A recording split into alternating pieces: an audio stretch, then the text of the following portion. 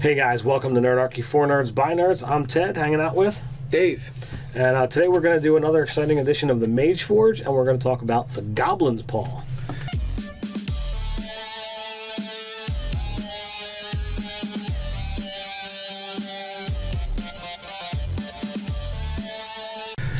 Head down in the description below where you can find Nerdarchy, the newsletter, learn how to game with us, as well as get weekly gaming tips.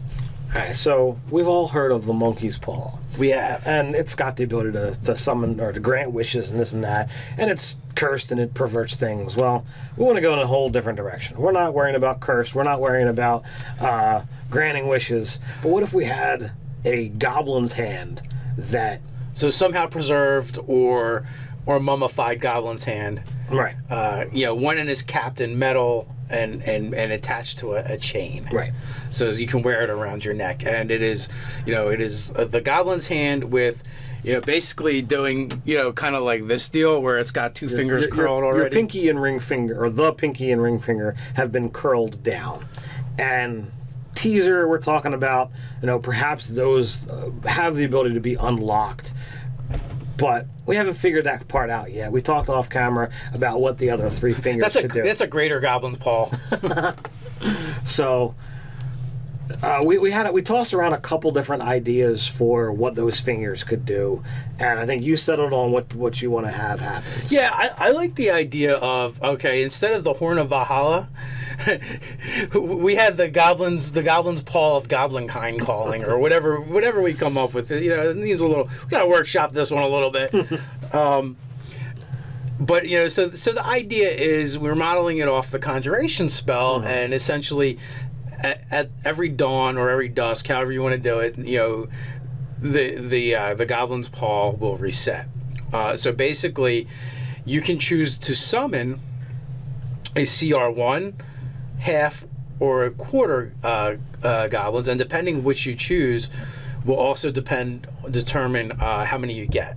Right. So. And when you do, once you do the summoning, the goblin's fingers curl up into a fist. Right. So, the next day when it resets, it opens up. So I believe, if you summon CR1. So if we look at conjure woodland beings, conjure minor elementals, or conjure animals, they all have the same breakdown. And we're looking at just doing a smaller version of that. Yes. So we're taking out the option of a challenge 2.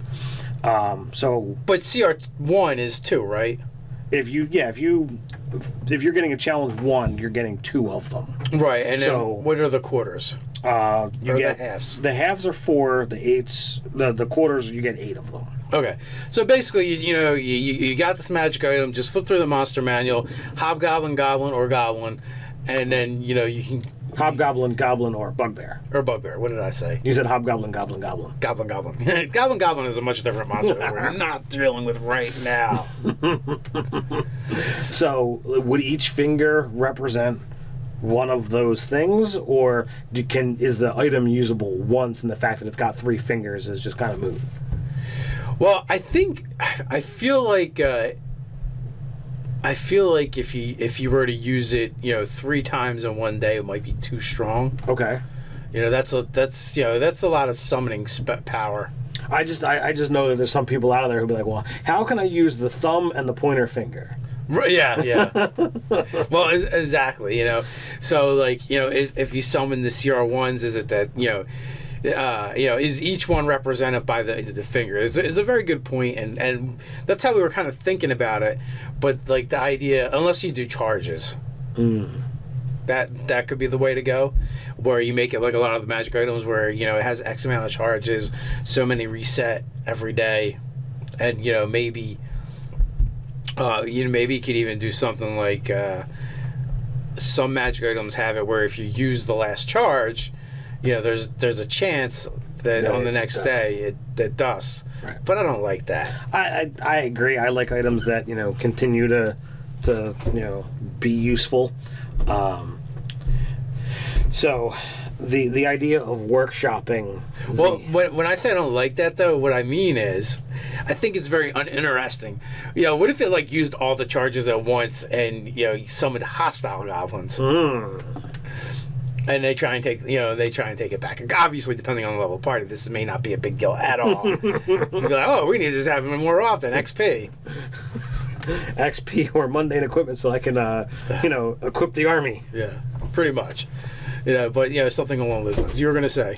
So I was thinking that you could literally say, all right, you've got the goblin finger, the hobgoblin finger, the bugbear finger, and you have the option to say, okay, well, I'm going to use those particular things, and lower it just a little bit, or maybe each finger has a chance of resetting each day.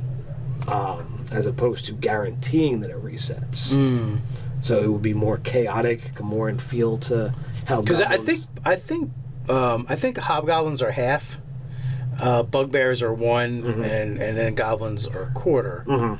So you could technically do that as well, or what if it's weekly? What if we remove attunement? Right. But you can only use the Goblin's Paw once a week. It resets after. Yeah, it resets after a week, 7 days or whatever, a couple of days. Figurines of Wondrous Powers actually is a good place for us to look where we can actually model how they do it. Right. And that's just it. You summon goblins, you get 8. You summon hobgoblins, you get 4. You get 4. You summon bugbears, you get 2. You get 2. So we could definitely do it that way. And then you could have fun with it. Maybe you name them all. Like so you summon specific ones, and perhaps they actually remember if they die. So like you could have this whole role playing thing of you summon them, these things are gonna die, and you just laugh, or maybe you're torn as to whether you summon them because you know that they're gonna feel that pain. And then the question too is like, how long do they last? I almost want to do again, I think we may be looking at the figurines of Wondrous Power. It might be a good model to go with. I was saying 10 rounds. So, or do we want to make it make it in hours? And can you summon them all at once? Yes. Oh, yeah, definitely. Yeah, so you absolutely. Just drop the goblin horde. You can just be like, boom! I got 8 goblins, 4 hobgoblins, and 2 bugbears. Go. 1 dragon breath. Oh, go. Toast. Goblin toast. So I think that works. All right. So we have. Goblin's Paw of Calling. I would say the Paw of Goblin Calling. But. Okay, all right, the Paw of Goblin Calling, and its power resets every week, every 7 days.